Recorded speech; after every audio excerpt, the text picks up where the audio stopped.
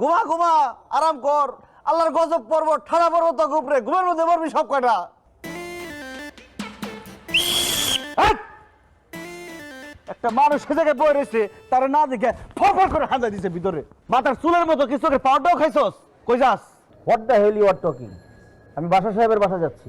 বাসার সাহেবের কাছে যাবি মানে? কে তুই? তোর নাম কি? ডলার। কিলার?